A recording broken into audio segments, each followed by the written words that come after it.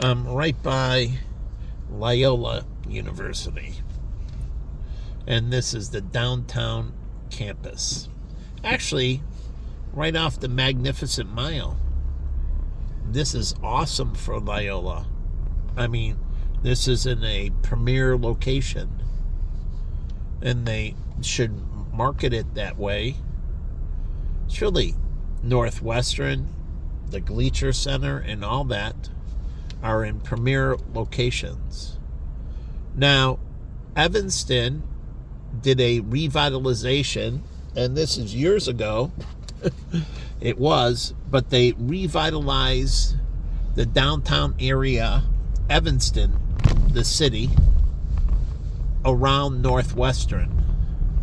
And they put in a new movie theater complex in that, and this is a while ago. And yes, Buck Joe's has great buffalo wings, which is in Evanston. They could open a place in Chicago. They wouldn't compete with each other, and they have great wings.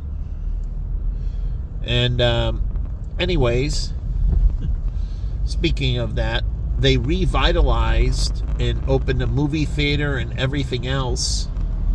And you can see all the Loyola stuff here. The Lewis Tower is where I actually went to school, right here. I took classes right here. This had adult education and everything. And some graduate classes and that at this campus right here. So Evanston did this rehabilitation of the downtown near Northwestern University. And why? It was a collaboration between Northwestern and Evanston to revitalize the area near the university to improve the quality of life for the students, faculty, and staff. And I went to the theater that opened there. Now, this is a while ago. You have to look at the project, but it was really beautiful. I don't know if it's still as beautiful, but it was a very smart move. It made Northwestern much more appealing to the student population, giving it a greater campus life. So around here, you have to understand Loyola University and Northwestern University are right here. And then if you go down the Mag Mile, I'll turn around, you have the University of Chicago. So Loyola, Northwestern, University of Chicago, the triangle offense for this area. Truly. And it feeds into everything around here and creates a great intellectual property base to further expand industries within Chicago, within the state of Illinois, if they can capture students. And this is where the recruiting center on campus works, like PricewaterhouseCoopers. It's on the West Coast. And so what did it do? It had a relationship with the University of Arizona, because University of Arizona had a great accounting school in that. And so they used to consult. My friend Rob Strickhart worked for him, and many other people worked for PwC, PricewaterhouseCoopers, on the West Coast. And so kids that were already going to school at the University of Arizona, to recruit them to work anywhere on the West Coast was very easy, because they were already living on the West Coast. And University of Arizona had a lot of out-of-state students as well, a ton of them. But again, it was easy for PricewaterhouseCoopers to recruit to the West Coast. Boeing did the same thing. They had a relationship with the University of Arizona, and it was easy for them to recruit out to Seal Beach. They have a logistics center and so on. They recruited me. Boeing did recruit me. And the recruiter actually was a black guy who played football, and he was a good recruiter. Very friendly, very charismatic, and he worked in recruiting for Boeing. but he had the right personality. Very friendly, really good guy. We had really great conversation about where I would be and what I would do and so on. I went in another direction to Vanguard, but again, he was a really good recruiter. So that being said, that's what the businesses here have to understand. All through Ohio and all that, even them coming here and setting up relationships with these schools and recruiting into the Midwest. So the states can cross recruit, and they can, allowing the students that are already here in Minnesota, Ohio, Missouri, Indiana, and so on. It's easy for them to move within the region of the Midwest, since they're already here. And so it creates this cross-pollination where the different universities can help each other out. Basically, the different states can help each other out, and they can fill in gaps in labor markets and everything. So in one way, you're recruiting domestically within the state, but you're also have other states filling gaps and recruiting here as well. And you're recruiting over there to fill gaps in your model, and you can intertwine and help each other out. But that would make the Midwestern governors actually work together as an organization and assess the universities, undergraduate, graduate, PhD programs, research programs, and where they can syndicate things and where they, and meaning they compete. But competing gives you scale, because you do what they do, and if you want research faster, sometimes to getting more people working on a single problem, syndication is better, because you turn an idea into a product very quickly. So say the University of Illinois and its agricultural, research, its experimental farms and so on. You have Ohio State University, who has it as well, and they can collaborate on the project to get more eyes on the project, to turn the project into profitability faster. So sometimes your greatest rival is your best friend, to be able to turn something and monetize it. So instead of trying to rely on grant funding and continuous grant funding, you can flip the switch to monetization much faster, because you can syndicate to your competition. What do you think happened? New York Life, and I told you this story before, I got a huge law firm, and the underwriters said we can only take so many of the lawyers because it was in one building, multiple stories, and it's too much risk in one building. So they said, okay, well, you have to sell John Hancock, MetLife, and I think that was it. I don't know if Mass was in there, but life insurance companies syndicate all together. Insurance companies syndicate all the time. Banks syndicate. Like you'll get a lead underwriter, like Chase could be the lead underwriter for a bond issue. They're the lead syndicator, and they'll syndicate to Washington Mutual, which doesn't exist, but Wells Fargo and Bank of America and Fifth Third Bank and others to move the bond issue. And so they syndicate, and those banks make money. So banks compete with each other, but they also help each other out. And they spread risks when they lend internationally at times as well.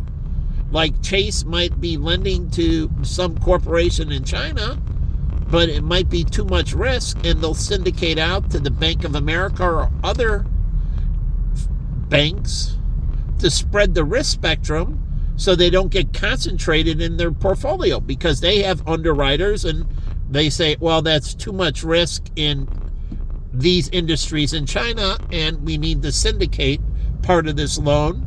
And who will we bring on? Fifth Third or somebody else? So in one way, you're fierce competition with each other, but in another way, you're great friends.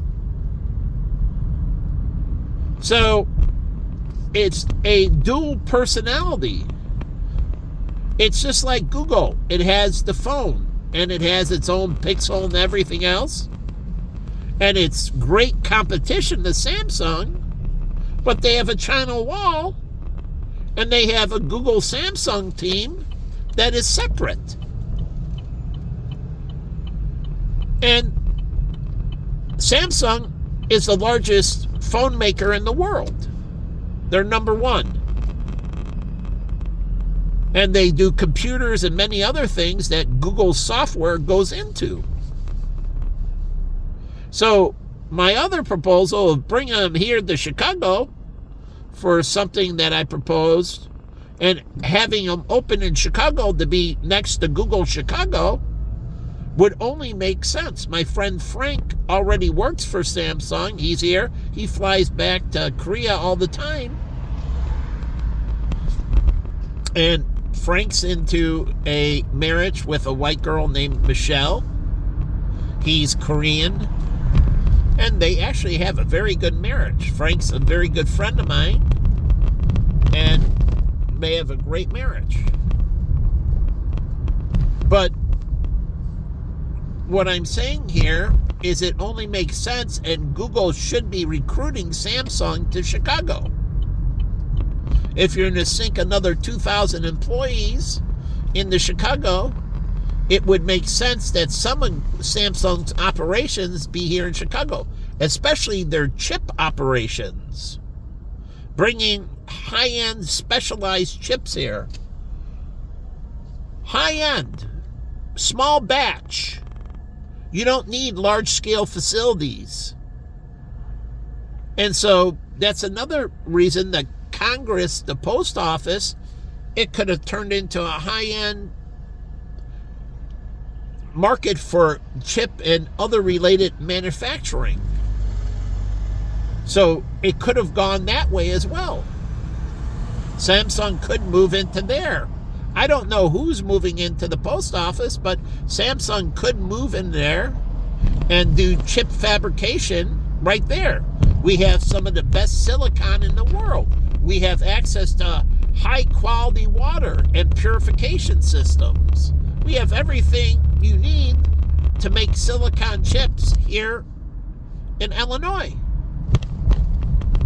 And we can have collaborations with Ohio State University and others to be able to produce it here.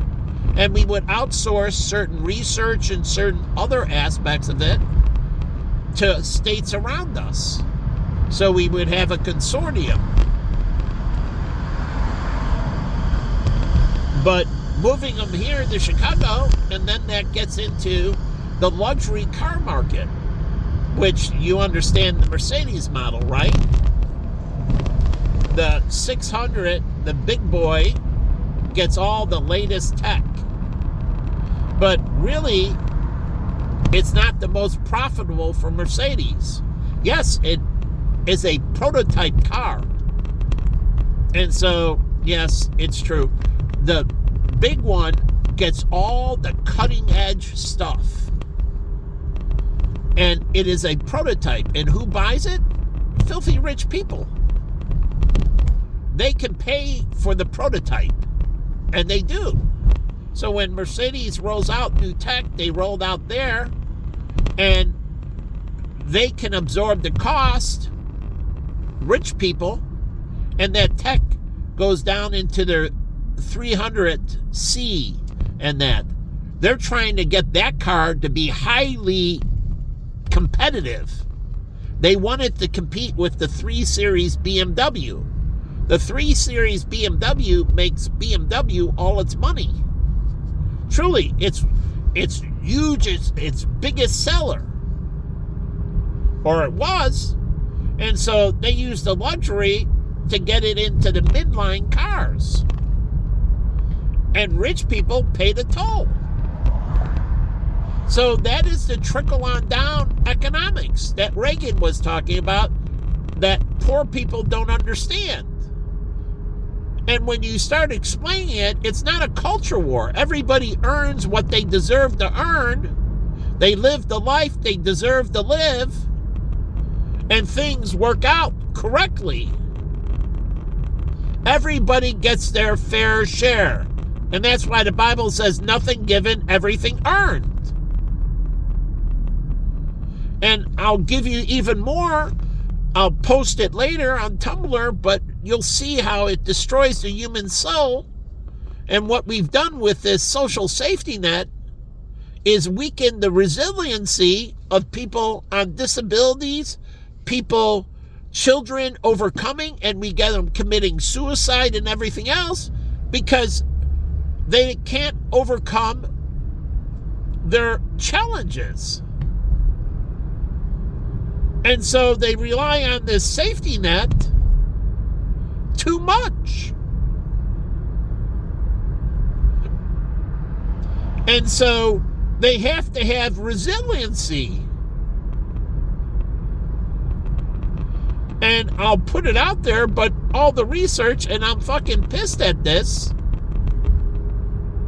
that there has to be a point of self-resiliency.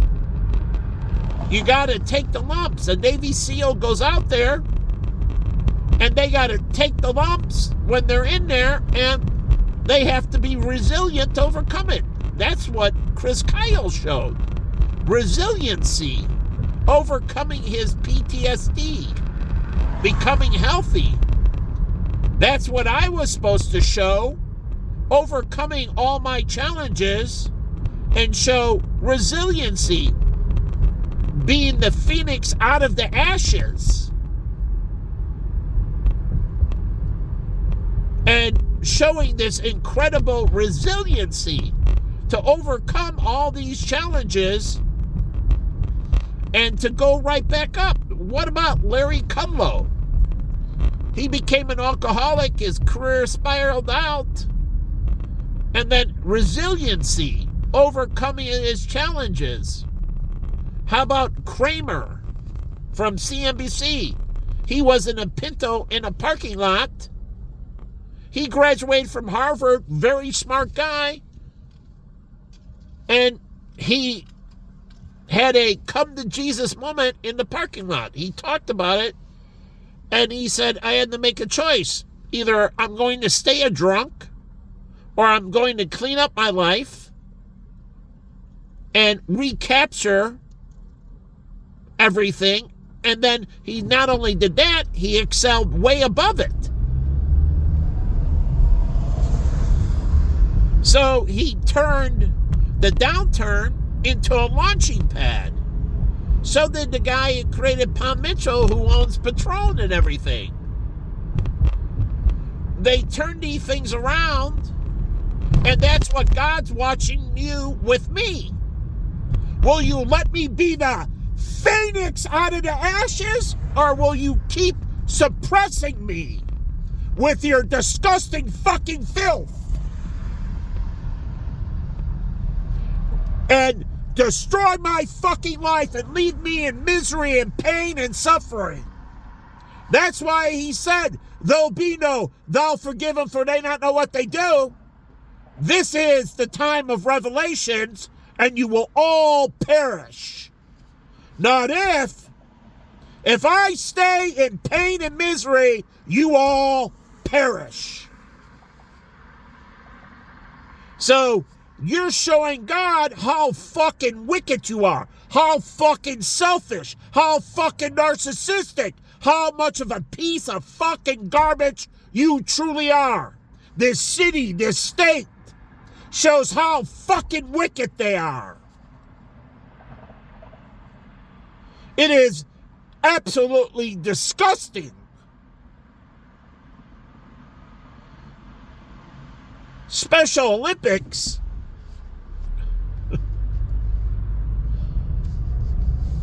Overcoming your challenge. Using it, this exercise and everything, to move beyond.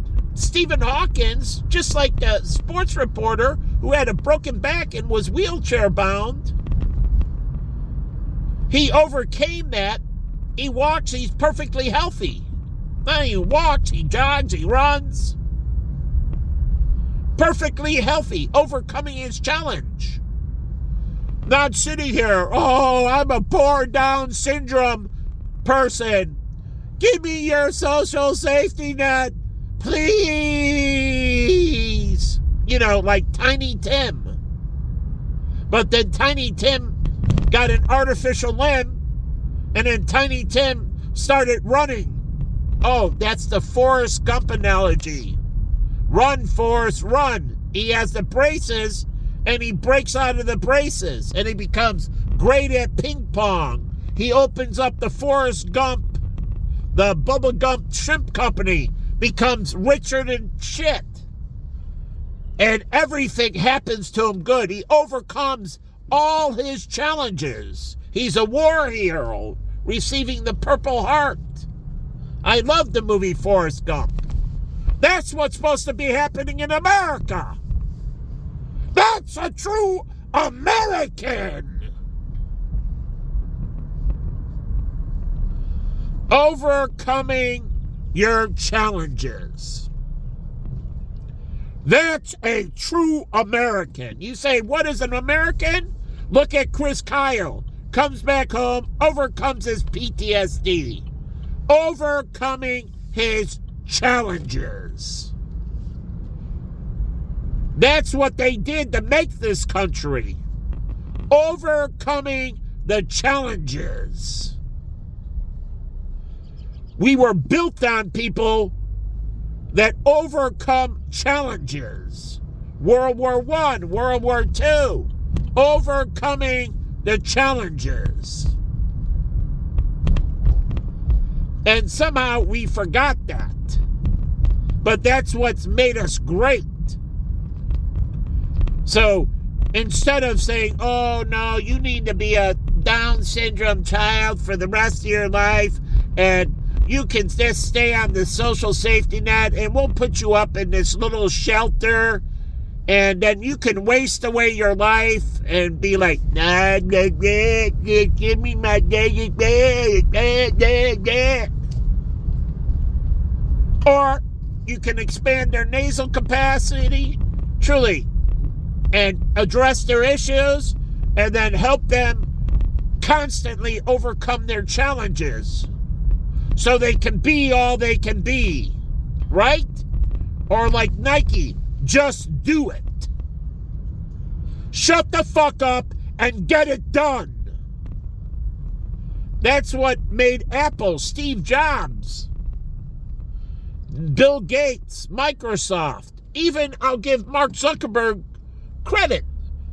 He was a get-it-done person. Making it happen. That's what this was built on. Somehow, a city like Chicago, like New York, a city that never sleeps. The whole story is that a city that gets it done. That's why they say it. First shift, second shift, third shift. They're all a team, working 24 hours a day, 7 days a week, making it happen, getting it done. That's what it was all about. This lake is beautiful. It's a great place to live. Why would you want to pollute it? Why wouldn't you want to clean it up, like reversing the river? That was a great thing, somewhat. But still, overcoming the challenge. The thing is, we dumped a lot in the Mississippi and on the shores of St. Louis. What did we do? We got water treatment plants. We didn't stop. We had the other challenges, and we kept on overcoming the challenges. And then we're refining water treatment plants. And they're producing a lot of fertilizer and other things out of them. And we keep on perfecting the system. Truly.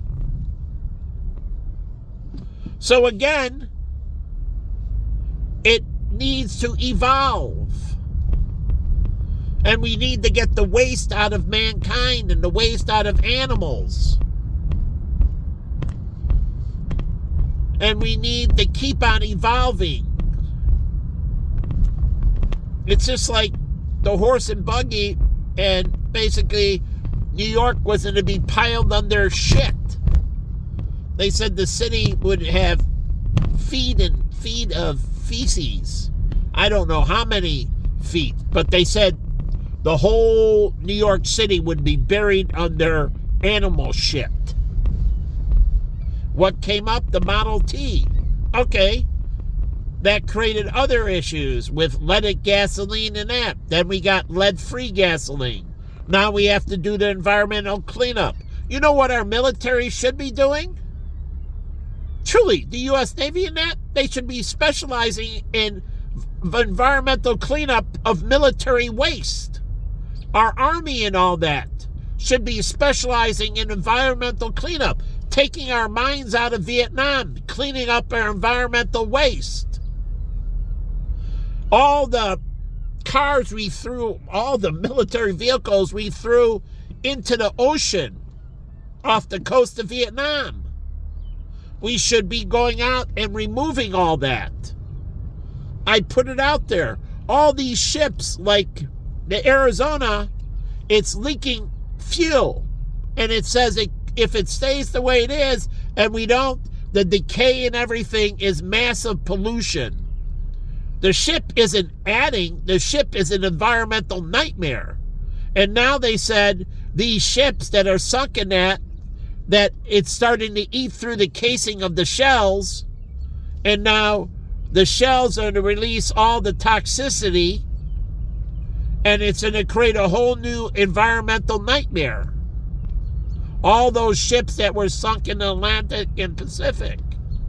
So our militaries need to be cleaning this up. The Japanese and all the others specializing in cleaning up the world's oceans. Truly, dual mandate. Protect and clean up. They need to clean up all the shit. And so all that is a ticking time bomb. Europe in that, it's unbelievable. The ticking time bomb. The destruction they've done to each other. And it's the same in Russia and all that. From World War II and that, all that, unbelievable. And all that's ticking time bombs, they say, are going to start exposing itself now in the near future. So I don't understand what President Putin is doing or what the Russian people are allowing, but it's literally suicide to themselves. Their grain belt is so polluted, it's unbelievable. That wheat they're eating is so contaminated, it's unbelievable. They have to do soil mitigation. They have to go through a great cleanse. So you think that wheat's a good thing? That wheat is poisoning them. So that breadbasket is even getting more poisoned. The war in the Ukraine, the first, now that's just making everything exponentially worse. So mankind needs to stop destroying itself. We're poisoning ourselves. And you know what made me aware of this? There's a book called Quest for Size. It made me ultra aware of it. I read it in the 80s, I think. End of 80s. Yeah, somewhere in there. And the book talked about how if we poison microorganisms, larger organisms eat those organisms. So if all those small microbes, if we poison them, the larger organisms feed off of them, like the whales feed off of plankton. And if all that is poison, then the whales become poisoned, and it starts from the bottom up. So if we poison the ants, we poison these insects, the birds that eat them, and the worms. We poison the ground, the worms get poisoned. And the chickens that eat the worms, they get poisoned. And then it trickles on into our food chain. So the most vulnerable, the things we don't see, the microorganisms, as we poison the shit out of them, we poison. That's with the tattooing and everything else you don't understand. As we poison the microorganisms on our flesh through LGBTQ, truly tattooing, piercing, and destroying the microorganism population, we have been getting sicker and sicker. No matter how advanced our pharmaceutical, how advanced our medical, we just keep on getting sicker and sicker. And chronic disease keeps on building and building. So you're literally nuts. Dennis Rodman, Bird Fidrich. I hated that motherfucker's guts. I hated how he ran, but I hated that he was all the tattoos, and people admire people for this. And I don't like The Rock for it. I like The Rock in many ways, but in the movies, you really don't see his tattoos. But he's done a number on himself. In the long run, he's really damaged himself. And that sucks. Good guy, going to get chronic disease. So you allow these people that look for the short-term gain, as I just put out a big piece that somehow didn't go, showing you how you sell yourself out. And you're selling each other down the fucking tube. It's unbelievable how destructive you are to each other. And you don't see that. And it's very sad. And then you beat on me. That's why they said, don't kill the messenger. Like Joan of Arc. What did they do? They killed the messenger. Jesus Christ, the disciples. You constantly butcher and kill the messenger. That is the fucking devil in you. You are fucking disgusting. That's why the whole black population in this city, they're fucking dead.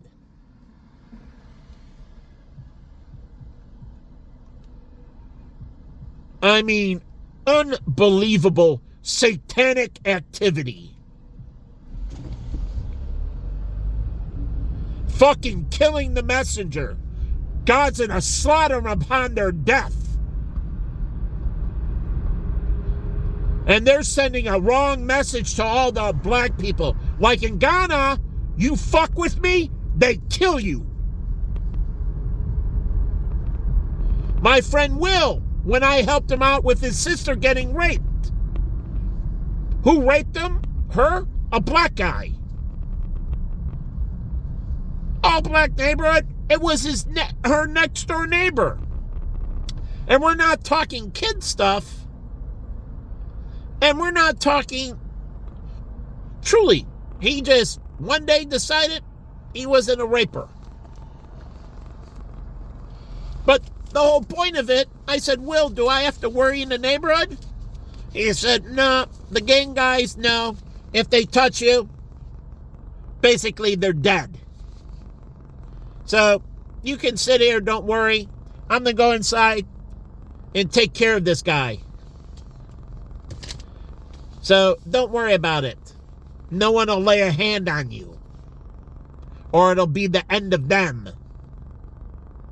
Truly, I had to ask the question, but he reassured me. And what happened, I sat there and I could see the other gang, and they wouldn't come anywhere near me.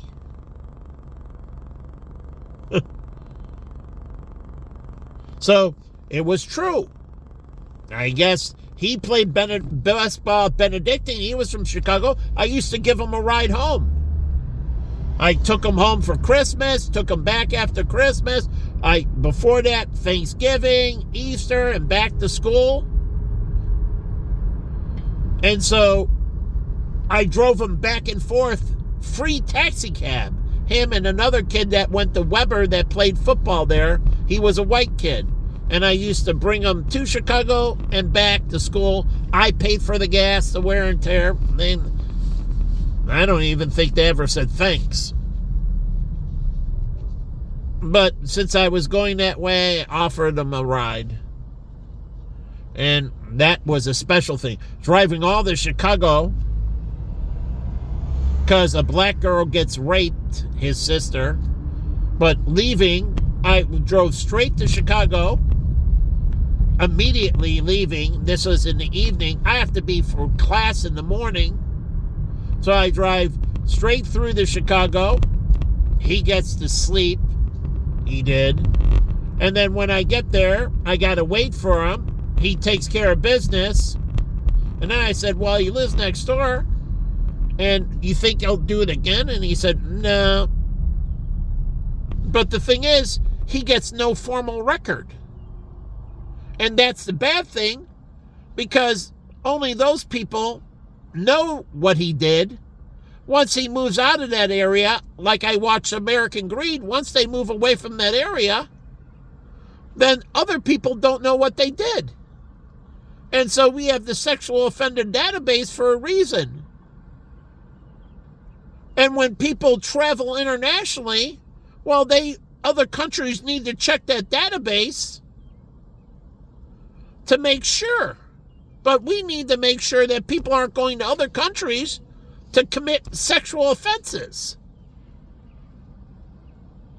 So it's a two-way street. They protect us, we protect them. We need to see their sexual offender database. Truly, whether it's Great Britain or Germany or the others, we need their disclosures too. So we don't allow in pedophiles. So it's a two-way street. And this is part of the trade agreements and talk when you're doing these negotiations, that we need disclosure. As we give disclosure, we receive disclosure. It's a two-way street or a double-edged sword. So we create this fair exchange, even with China. I mean, it's the same thing. We need to know from them and Japan and wherever. So, as we give, we need to receive. Offer and acceptance. Give and take. But the point is, I drive all the way down into the city of Chicago. He rests. And then, once he's done, I got to drive all the way back as he slept. I had to stay awake for it all. I'm used to it. Corey can tell you, I drive across. But the whole point is, he got to sleep. He didn't pay for the gas or anything. It was all at my expense. I did all the driving.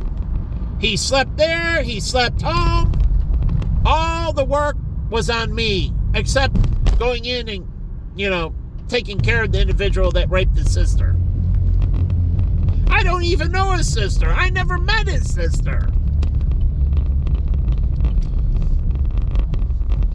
But a friend, he said he needed it urgently. Boom, I'm there.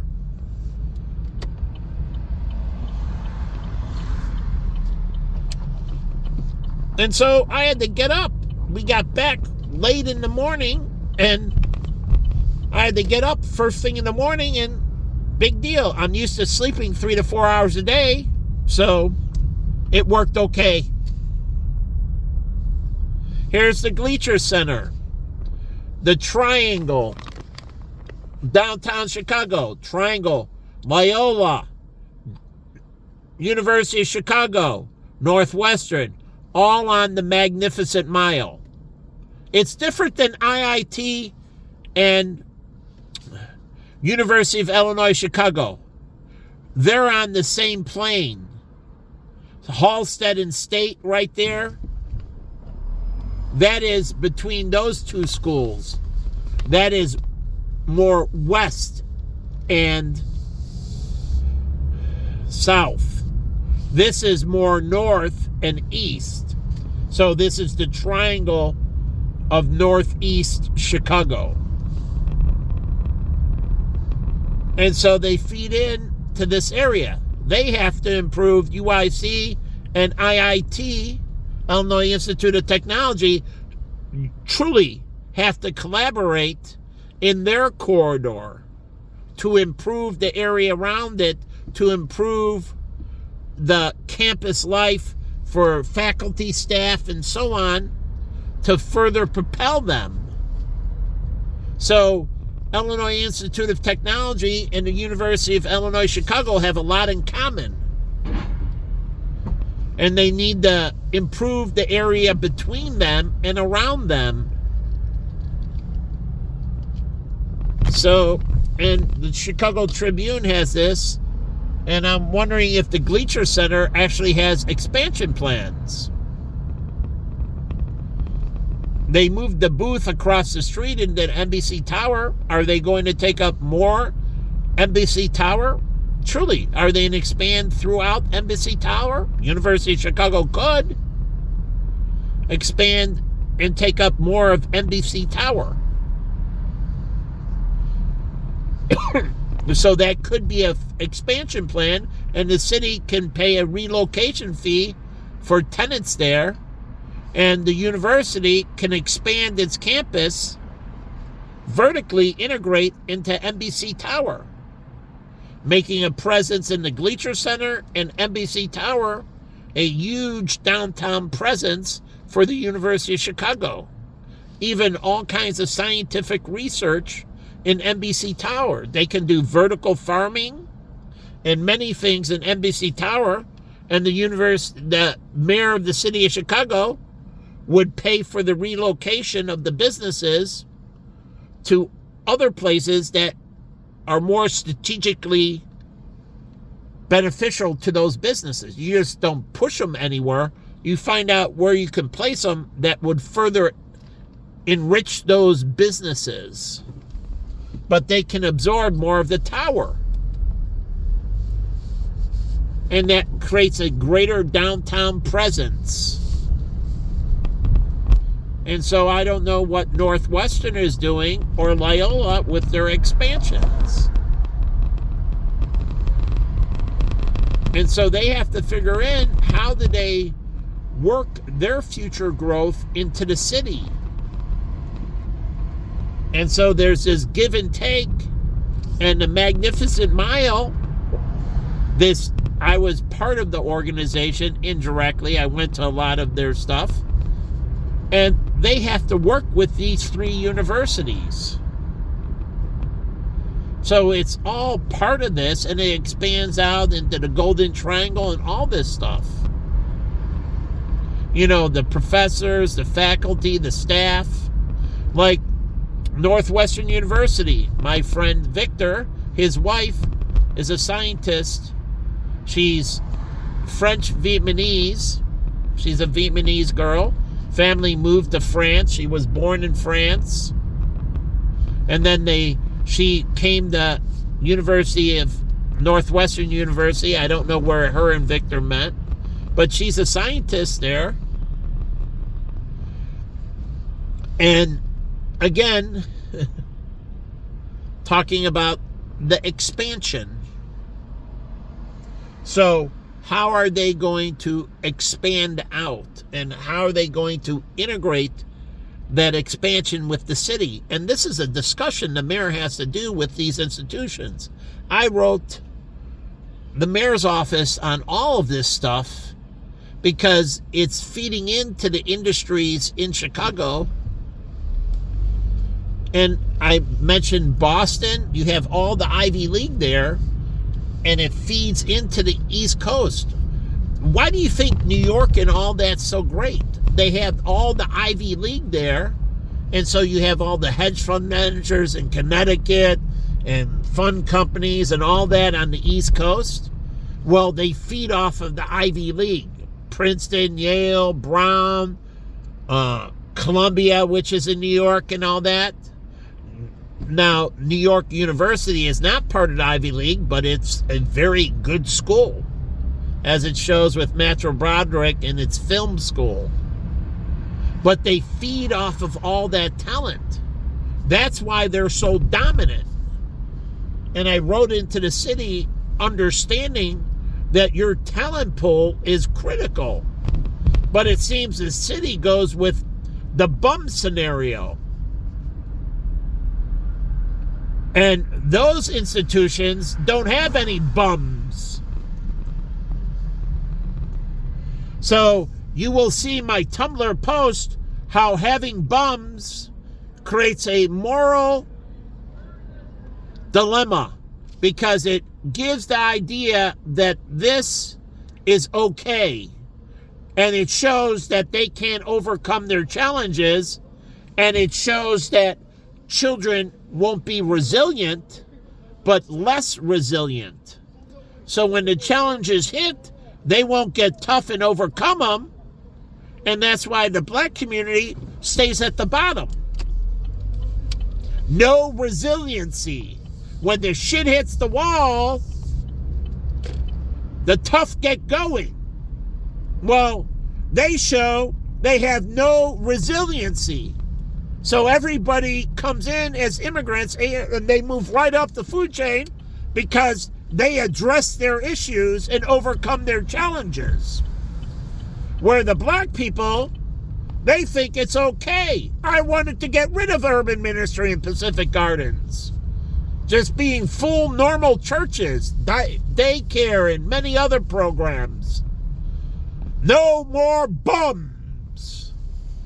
So the mayor of the city of Chicago and Lori Lightfoot, the prior mayor, Brandon Johnson Carter, two black, male, female, prior, black now, they should be disgusted with themselves. And the black community truly disgusted with them. They're supposed to teach resilience to overcome. And one thing Martin Luther King used to talk about that. Being resilient and overcoming.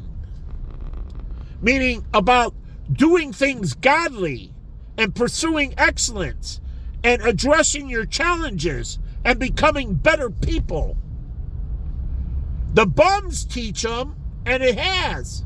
All the gangs and everything else, it makes it okay. The Hispanic community has this. Why do you think the gangs went away in the white community? Totally disappeared. And then the Italian mafia went away. And the mafiosos went away. They're mainly a thing of the past. And just like the white supremacist groups have gone away. Truly. And I understand proper immigration. That's nothing about white supremacy. That's about changing the demographics so freaking fast where you're 1%, you're 90% white, and then you collapse to 57% white, and then you're in a shrink to 47% white. That is a massive demographic shift. And that affects every industry, including the pharmaceutical industry and the medical industry, because they interact differently with medications and treatments, whether it's cancer or any other treatment. And so they can't handle the changes. And so what do you get? A boom in malpractice. And then what do you get? All kinds of racial suits and everything else.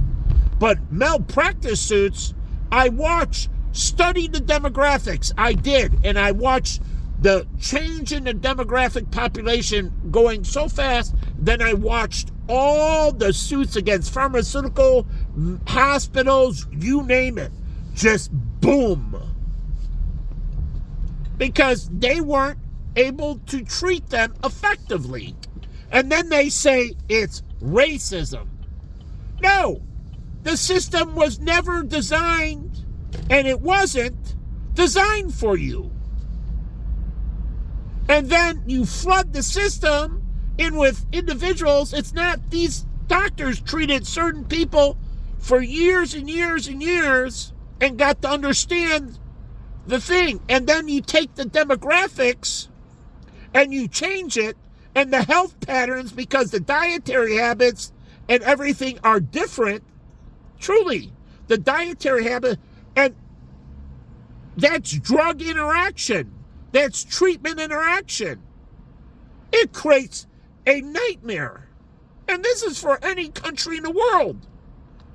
One thing, they're more effective and they're living longer and longer in Japan because they don't have that challenge. In South Korea, they don't have that challenge.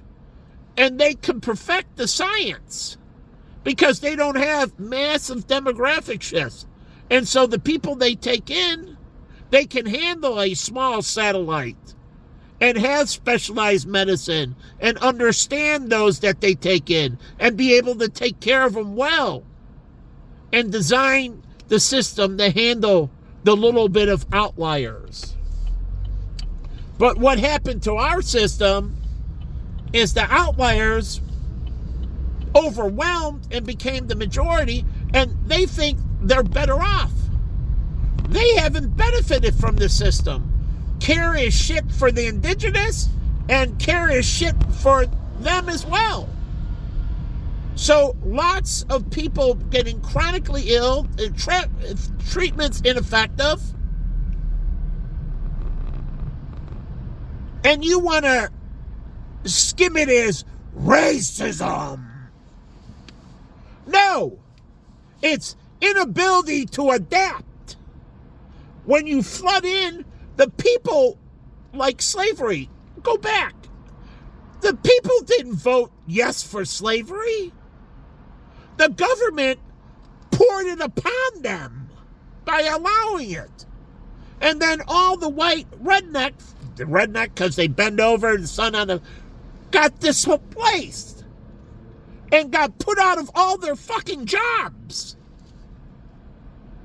And then all of a sudden they get upset. And once you wipe them out in the Civil War, what happened? A civilian, you would call them a militia, the KKK. You could look at them as a Southern militia. And what happened? The pushback. Because what did they tell them? They're going to take your farms, they're going to take everything. You freed them, and your life is going to get even worse. You just suffered all those losses, destruction of the family, and the family got devastated. White families, unbelievable. Black families were already devastated. They were broken and brought here. But the knock-on effect was it devastated all the white families. And then they killed Lincoln, who was in a reconstruct, and shit just got left. And I did Vanderbilt. There's Vanderbilt, Emory, and a couple other 4 institutions that do very well, like Duke and that, North Carolina, but very few. The educational base of the South has been shit. That's why Mississippi has been the murder capital. We haven't brought up that infrastructure. And then our school systems here in Chicago, it's the same thing. They get overwhelmed and they don't know how to teach the students. They train them in a way you have to understand how to reach that demographics. how they learn. Are they more audible, tactile, audible and tactile? Truly. But you aren't able to assess and adapt, and it just floods in with the Great Migration, and you get places like Oakland, where my friend Jimmy Quinn used to live, and he used to tell me about it. And all of a sudden, they can't. And my friend that went into the East LA and was trying to teach the Hispanics, and the problem was, and I was talking to him, is about how they valued and communicated. So how he communicated with them. It's a learning style difference, and you have to unravel the onion so you can formulate things correctly so they can move forward. But it was never designed for them. Harvard, Yale, or any of that wasn't designed. So when you have these mix, you have to understand you got to do the assessments, and you only let in what fits within the model. So they end up in the best place for themselves. So you have to be picky. So you have to understand that. But no one's done this, and underperforming schools all over the place. And my brother-in-law constantly, truly at Wells Brothers, complaining constantly about the poor quality. Then I was part of the Business by the Book, and they're like, well, we can't get the people with enough skill base to be able to handle these things, and we have so much loss, meaning scrap in that, which Wells Brothers had, and it was killing them. And then they have not the high enough educational level, meaning truly mental aptitude, that they can relearn a position when they have a technology upgrade. Because they don't have enough mental faculty, they're not adaptive. Now, an Asian kid got it out there with IQs, upon an IQ, I think, of 115. That's at a point where they can adapt properly to changes in an environment. So they can take on new technology and all that. And he said it was, I think, 115 IQ was the right place. Those people are highly adaptive. But the whole point is, they are saying, well, these people, they can't adapt, meaning not in the short term. In the long term, we can get there, but it's going to take a long time, and my industry can't survive. I need more adaptable people with higher intelligence, that when things shift, I can retrain, retool quickly. And that's why it does matter. And this is where you don't understand, and they're having problems in China. As the industry adapts and so on, that their population, and they're much better suited than India. India is even having huger problems. In China, that's why they had so much displacement, because they couldn't get those people educated and adapted quickly enough to handle the evolution changes, the Intel white paper. But people have to understand the evolutions of technology, and you have to have a workforce that gets smarter and smarter, and they have to keep on getting smarter so it can adapt to the pace of change. And that's the problem. It's not me that's the problem. It's all of you that are the problem that won't get with the master plan. And so you lack the ability to adapt. And so I'm trying to refine the institutions and give them the ability so they understand, so they can do it correctly, so they can adapt to change. And no matter how fast the change gets, you have economic stability in the population, because the population can adapt rapidly to change. I had the discussion with the guy at Goldman Sachs about that. Number one, about misplaced, where there are people here and the business is over here, but also the ability of rate of change, the gamma, the velocity of change. And you must measure the gamma on how industries are changing. So whether it's the fossil fuel industry or the solar industry or the nuclear power, you must measure the gamma. And then you must see where the workforce is and their ability to adapt to the rate of change. Because sometimes the industry can outpace, and most of the time, and that's the problem they're running into in China, and it's creating all these homeless people in the urban centers because they don't have the ability to change. The industry is adapting and changing, and it's an international competition. And if you can't adapt and change, then you displace a lot of workers. And then you have to pull from countries like we take top talent from India and they get brain drains. And that makes their countries less ability to adapt to change because they don't have these high-level mentors that can mentor the individuals below them. So as we snatch a lot of talent from India to fill our adaptability gap, which it is, India loses because they lose all those critical mentors that would be there to teach them and educate them to help them adapt to change. Now they're doing things to prevent the brain drain. But the whole point is, we have to understand that. So you have to understand, just like police, they must understand forensics and the changing in police, and their police force has to adapt to the pace of the change, the gamma.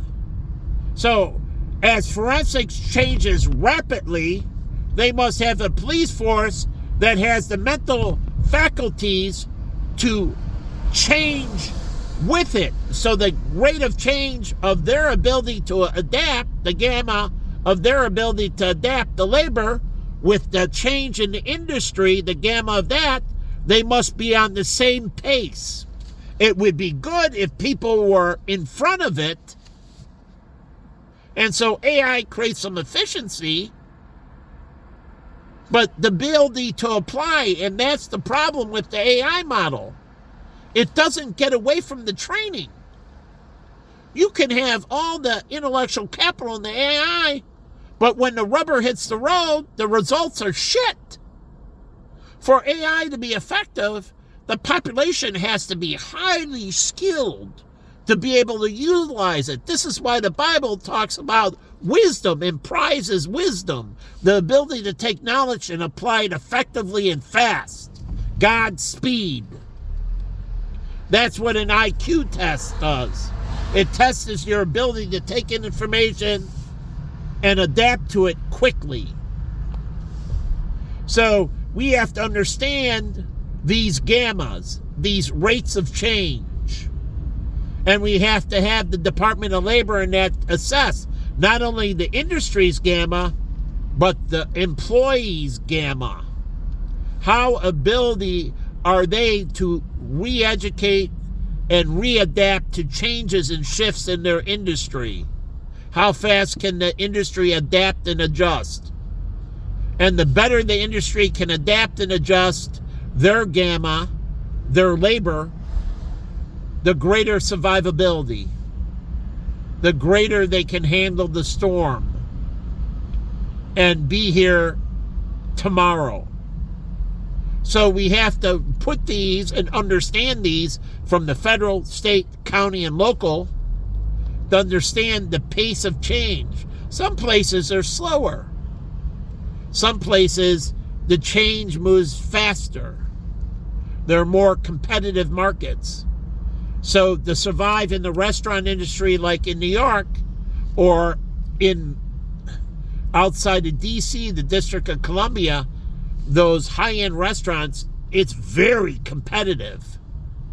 So they look for people that have this ability, a lot of culinary experience to be able to adapt and change so they can stay viable, or they go by the wayside.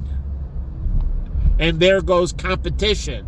So that's what the Federal Trade Commission is supposed to be watching, making sure that we're doing things right, working with the Department of Labor and everything else to create these adaptive models where they're at the same speed, but it would be nice if the human capital was ahead.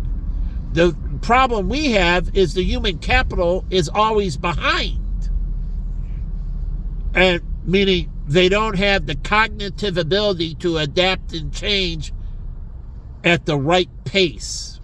And so they're always numerous steps behind. And so you get these inventions in machine and everything else, like CNC machines and that, and the people can't apply them effectively, and you get a lot of scrapping because they can't utilize the tool effectively. So the learning curve, this velocity, the learning curve has to match the rate of change in the industry. The industry has its learning curve and its pace of adjustment, and then you have the labor learning curve.